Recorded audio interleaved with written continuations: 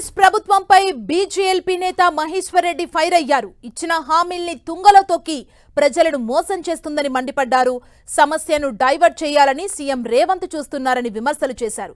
కాళేశ్వరంలో జరిగిన అవినీతిపై చర్యలేవి అంటూ ప్రశ్నించారు.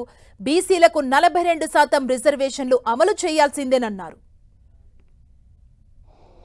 యావత్ తెలంగాణ ప్రజానీకాన్ని మోసం చేసి తెలంగాణ ప్రజల్ని పూర్తిగా మోసం చేసినటువంటి రేవంత్ రెడ్డి గారి ప్రభుత్వం సమస్యల్ని డైవర్ట్ చేయడానికి ఏదో ఒక కొత్త అంశాన్ని తీసుకొచ్చి ఏదో ఒక రకంగా నాటకం చేస్తూ ప్రజల్ని మభ్యపెడుతున్న సంగతి మీకు తెలుసు.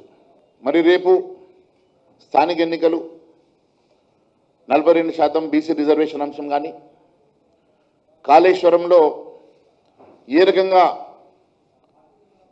1,00,000 కోట్ల అవినీతి జరిగిందని చెప్పి పదే పదే చెప్పిన రేవంత్ రెడ్డి గారు 1,00,000 కోట్ల అవినీతిని కక్కిస్తా ఆ డబ్బులతోటే సంక్షేమ కార్యక్రమం చేపడతానని చెప్పిన రేవంత్ రెడ్డి గారు దాదాపు ఇప్పటి వరకు ఎవరి మీద కేసులు పెట్టలేదు, ఏ ఒక్క అవినీతి అంశాన్ని బయట పెట్టలేదు.